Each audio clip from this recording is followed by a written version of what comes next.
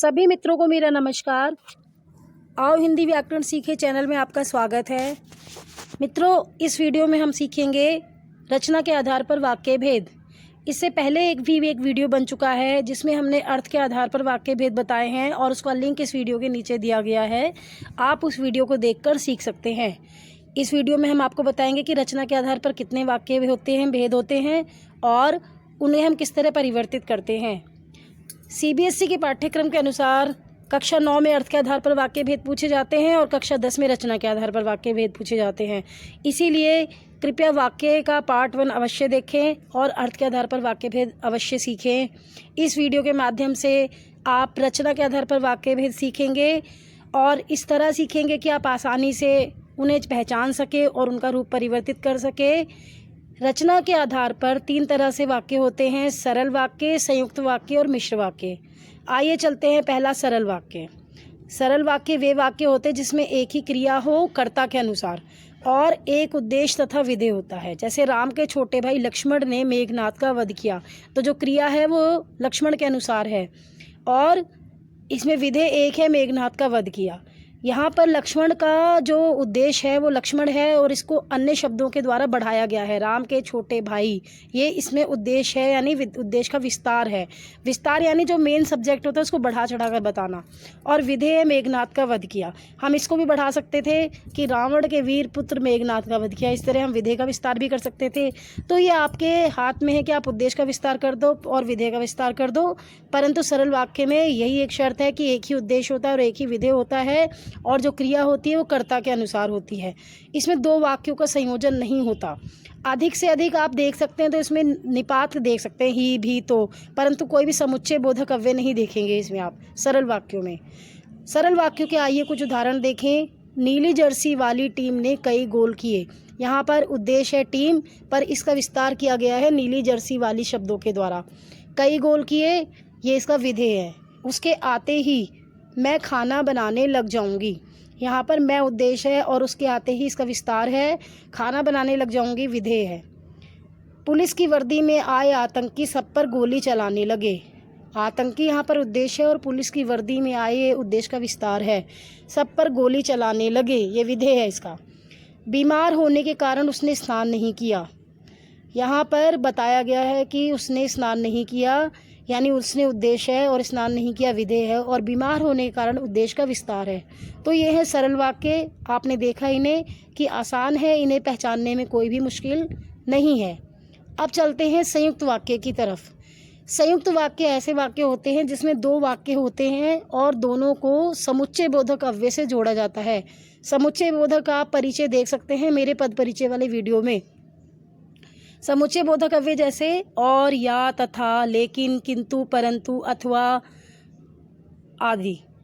और इसमें दोनों वाक्य होते हैं वो दोनों मुख्य वाक्य होते हैं, मतलब वो अलग अलग वाक्य है पर इन्हें जोड़ा गया है। जैसे मुझे घूमने जाना है और पिक्चर भी देखनी है, इसमें और देखिए, और शब्द से वाक्यों को जोड़ा है।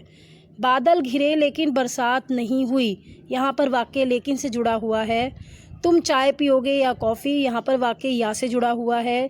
हम दोनों मंदिर गए और साथ पूजा की, यहाँ पर वाक्य और से जुड़ा हुआ है। यानी संयुक्त वाक्य के जो वाक्य होते हैं वो आपस में और, या, तथा, इसलिए, किंतु, परंतु, लेकिन आदि समुच्चय बोधक अव्ययों से जुड़े रहते हैं। ये समुच्चय बोधक की पहचान होती है और हम आसानी से सरल वाक्य को समुच्चय बोधक बना सकते हैं और समुच्चय बोधक को संयुक्त वाक्य को सरल बना सकते हैं और सरल वाक्य को संयुक्त बना सकते हैं और, या, तथा आदि जोड़कर। मुझे घूमने जाना है और पिक्चर भी देखनी है और बादल घिरे लेकिन बरसात नहीं हुई, लेकिन बादल घिरने पर बरसात नहीं हुई, ये हमने सरल बना दिया इसका। तुम चाय पियोगे या कॉफ़ी, तुम चाय और कॉफ़ी पियो। अगला है मिश्र वाक्य। जब किसी वाक्य में एक से अधिक उपवाक्य हो, यानी एक से अधिक उपवाक्य हो सकते हैं इसमें, पर प्रधान एक ही वाक्य होगा, यानी मेन सेंटेंस एक ही होगा और जो दूसरे वाक्य होंगे, उपवाक्य होंगे, यानी जो दूसरे सेंटेंस होंगे वो उस पर आश्रित होंगे, यानी उस पर डिपेंडेंट होंगे, पहले के कारण ही दूसरे बने होंगे, इसीलिए इन्हें बोलते हैं मिश्र वाक्य। और इसमें एक होता है प्रधान और एक होता है आश्रित। प्रधान यानी मुख्य उपवाक्य, मेन उपवाक्य, और आश्रित यानी जो उस पर डिपेंडेंट है। अध्यापक ने कहा कि हमें देशभक्त बनना चाहिए। यहाँ पर प्रधान उपवाक्य है अध्यापक ने कहा और आश्रित उपवाक्य है कि हमें देशभक्त बनना चाहिए। यानी ये किसने कहा? अध्यापक ने कहा, तो ये उस पर आश्रित हो गया। तो मिश्र वाक्य में अधिकतर क्या होता है? एक प्रधान उपवाक्य होते हैं और अन्य उपवाक्य उस पर आश्रित होते हैं। आइए देखते हैं कुछ और उदाहरण मिश्र वाक्य के। देखिए यहाँ पर रीमा बाजार गई क्योंकि मुझे कपड़े खरीदने थे। अब क्योंकि से इन्होंने दो वाक्य जोड़े हैं, यानी यहाँ पर समुच्चय बोधक अवयव का प्रयोग नहीं होता मिश्र वाक्यों में। जो मेरे साथ रहेगा उसे ही इनाम मिलेगा, इसमें जो और उसे के द्वारा वाक्य जोड़ा गया है। यहाँ पे ये संबंध बोधक अव्यय के द्वारा जोड़ा गया है। जैसे ही वर्षा शुरू हुई मोर नाचने लगे, जैसे ही हुई और मोर नाचने लगे, यानी जैसे ही के माध्यम से वाक्य जोड़ा गया है। मैं एक ऐसे व्यक्ति से मिला जो एक महापुरुष थे। यहाँ पर ये बताया गया है कि वह एक ऐसे व्यक्ति से मिला। अन्य वाक्य देखिए जो मिश्र वाक्य में आते हैं, इन्हें हम तीन भागों में बांटते हैं। संज्ञा उपवाक्य, यानी मिश्र वाक्य के जो उपवाक्य है उन्हें हम तीन भागों में बांट रहे हैं। और ये भी परीक्षा में पूछा जाता है कि मिश्र वाक्य के कितने उपभेद हैं, यानी उन्हें कितने भागों में बांटा गया है। पहला है संज्ञा उपवाक्य, और इसकी पहचान होती है कि ये की से जुड़े होते हैं। यदि नहीं भी जुड़े होते तो यदि आप उन्हें जोड़ना चाहो तो की से जुड़ेंगे। उदाहरण देखेंगे, अध्यापक ने कहा कि हम अवश्य पिकनिक जाएंगे। मेरे मित्र ने कहा कि वह नहीं आएगा। मुझे पता था तुम मेरी मदद नहीं करोगी। वह नहीं जाएगा, उसने घर वालों से कह दिया था।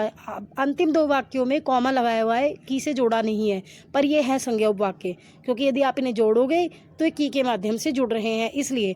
तो यदि वो वाक्य की के माध्यम से जुड़ता है तो वो संज्ञा उपवाक्य होता है। संज्ञा उपवाक्य की मुख्य पहचान है की, का पर छोटी ई की मात्रा वाला की।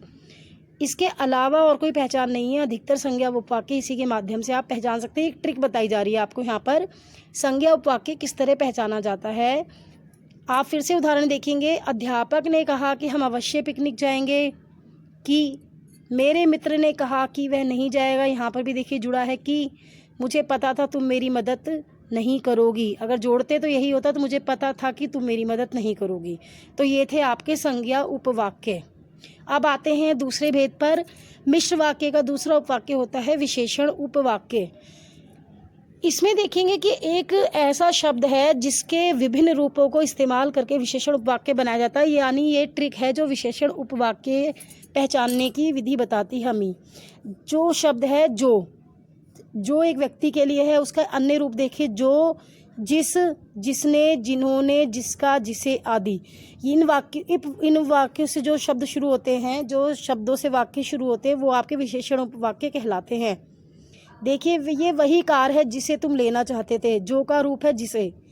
जो दवाई तुमने दी थी वह अच्छी थी, यहाँ पर भी जो है। जिन्होंने मदद की वह आगे आए, यहाँ पे जिन्होंने, यानी जिसे का बहुवचन जिन्होंने। जिस छात्र ने अधिक परिश्रम किया है वही प्रथम आएगा, यहाँ पर जिस। तो देखो जो, जिस, जिसने, जिन्होंने, जिसका, जिसे, ये वाले शब्दों से जो वाक्य शुरू हुआ ये आपका विशेषण उपवाक्य कहलाता है। विशेषण उपवाक्य पहचानने में आपको बिल्कुल भी परेशानी नहीं होगी अगर आप इस बात को ध्यान रखेंगे कि इससे पहले हमने बताया कि की वाले वाक्य, जो की वाले शब्द से शुरू होते हैं वो आपके संज्ञा उपवाक्य होते हैं, और जो, जिस, जिसने, जिन्होंने, जिसका, जिसे आदि शब्दों से शुरू होते हैं, पर ये यही है। इसमें आप जैसे नहीं जोड़ेंगे, जितना नहीं जोड़ेंगे, जब नहीं जोड़ेंगे, ये सब नहीं जोड़ेंगे। अगला है आपका क्रिया विशेषण उपवाक्य।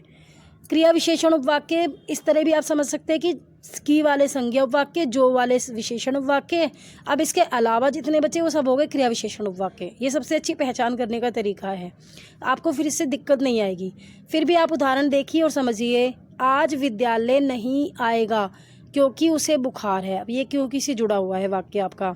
जितनी मेहनत करोगे उतना अच्छा परिणाम मिलेगा, जितनी। जहाँ तुम रहते हो वहाँ मैं भी रहता हूँ, जहाँ। जैसे ही मैं बाजार पहुंचा वैसे ही वर्षा होने लगी, जैसे और वैसे। यदि तुम लालच ना करते तो जेल ना जाते, यानी ये सब आपके हैं क्रिया विशेषण उपवाक्य। जैसे उदाहरण के रूप में जब, जहाँ, जैसा, ज्यों, जितना, जब, क्योंकि, यदि आदि। इन्हें आप ध्यान से देखोगे तो आपको ये लगेगा कि ये तो क्रिया विशेषण के रूप में ही इस्तेमाल हो रहे हैं, ये क्रिया विशेषण उपवाक्य हैं। आप फिर से देखिए, क्योंकि, जितना, जहाँ, जैसे, जब, यदि, ये सब आपके हैं क्रिया विशेषण उपवाक्य। अब आप फ़र्क समझ लिए। जो विद्यालय आया था, तो जो विद्यालय आया था तो वो एक लड़के के रूप में बात कर रहे हैं, किसी व्यक्ति के रूप में, तो वो विशेषण उपवाक्य है। लेकिन मैं बोलूँ वह जब विद्यालय आया था, तो जब यानी वो स्थान के रूप में, समय के रूप में बता रहा है, तो वो क्रिया विशेषण उपवाक्य है। ये पहचान है। अब हम करते हैं एक अभ्यास कार्य, ताकि हमें और अच्छे से आ जाए कि एक परीक्षा में किस तरह के प्रश्न आते हैं। यहाँ पर पहला प्रश्न है, निम्न वाक्यों की रचना के आधार पर वाक्य भेद बताइए। पहला देखिए, सूर्य उदय होने पर कुहासा जाता रहा।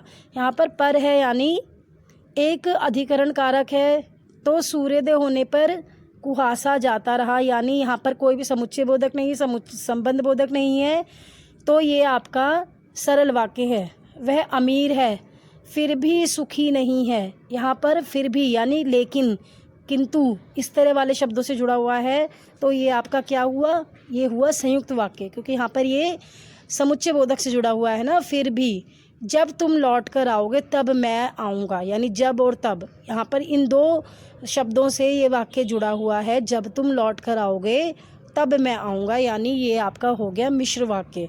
तो आपको इस तरह वाक्य के भेद पूछे जाएंगे तो आप आसानी से बता सकते हैं। दूसरा प्रश्न इस तरह आता है कि वाक्य को निर्देशानुसार परिवर्तित कीजिए। देखिए यहाँ पर पहला वाक्य है, जल्दी तैयार हो जाओ वरना बस चली जाएगी। इसको आप वरना यानी ये आपका हो गया समुच्चय बोधक, यानी ये आपका संयुक्त वाक्य है और इसे परिवर्तित करना है मिश्र में। ठीक है, तो हमने इसे जोड़ दिया, यदि तुम जल्दी तैयार नहीं हुए तो बस चली जाएगी। इस तरह हमने इसे परिवर्तित कर दिया। मोहन एक पुस्तक चाहता था और उसे वह मिल गई। इसे सरल बनाओ, मोहन को उसकी पसंद की पुस्तक मिल गई। ये उसका सरल वाक्य बन गया। ठीक है, आप ध्यान से देखिए, इस तरह वाक्य बदल चुके हैं आपके। वाक्य परिवर्तन करना इसी तरह देखा जाएगा कि आप अगर सरल बनाना है तो उसके समुच्चय बोधक, संबंध बोधक हटा दीजिए। यदि सरल से संयुक्त बनाना है तो समुच्चय बोधक का प्रयोग कीजिए, और मिश्र बनाना है तो संबंध बोधक जैसे अवयवों का प्रयोग कीजिए। आपको इससे समझ आ जाएगा कि आप किस तरह वाक्य परिवर्तित कर सकते हैं। ठीक है बच्चों, अब ये वीडियो जो है मैं समाप्त करने जा रही हूँ, और आशा करती हूँ कि आपको रचना के आधार पर वाक्य भेद अच्छी तरह से समझ आ गए होंगे। यदि कोई प्रश्न है या कोई सदुविधा है तो आप नीचे कमेंट बॉक्स में लिखकर पूछ सकते हैं। आपकी कमेंट के अनुसार सुझाव किए जाएंगे वीडियो में। उसके लिए बहुत बहुत धन्यवाद देखने के लिए। और एक और आपसे निवेदन है कि इस चैनल को लाइक और सब्सक्राइब अवश्य करें, ताकि हम वीडियो बनाते जाएं। अब यहाँ पर देखिए, निर्देशानुसार वाक्य परिवर्तित करना सिखाया गया है। जब तुम घर पर आओगे तब मैं बाज़ार जाऊँगा।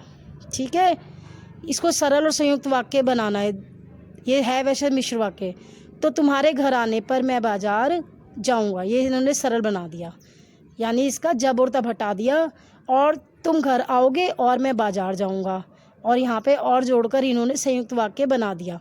एक ही वाक्य को इन्होंने इस तरह बना दिया है, सरल और संयुक्त मिश्र वाक्य को। अब आपको अगर पेपर में इस तरह आता है कि तुम्हारे घर आने पर मैं बाज़ार जाऊंगा, ये सरल है, इसको संयुक्त बनाना है, तब आप बना दो तुम घर आओगे और मैं बाज़ार जाऊंगा। बेटा यही विधियां हैं और यही टिप्स हैं, इसी के अनुसार आप वाक्य भेद समझ सकते हैं और कर सकते हैं। दोनों वीडियो ध्यान से देखिए और वाक्य के जो प्रश्न हैं उनको समझिए, वाक्य के दिए गए उदाहरण समझिए, और अर्थ के आधार पर और रचना के आधार पर वाक्य भेद इन दो वीडियो के माध्यम से सीख लीजिए। मैं पूरे विश्वास के साथ कहती हूँ, यदि आपने ये दोनों वीडियो ध्यान से देखे तो आप वाक्य से संबंधित सभी प्रश्न करने में 100% सक्षम हैं। ये मैं पूरे दावे के साथ कह सकती हूँ। ठीक है, आपको बस ये करना है कि चैनल को लाइक कीजिए और सब्सक्राइब कीजिए, और पुराने वीडियो भी अवश्य देखें, क्योंकि आपका वीडियो देखना मुझे प्रोत्साहित करता है। अगले वीडियो तक धन्यवाद।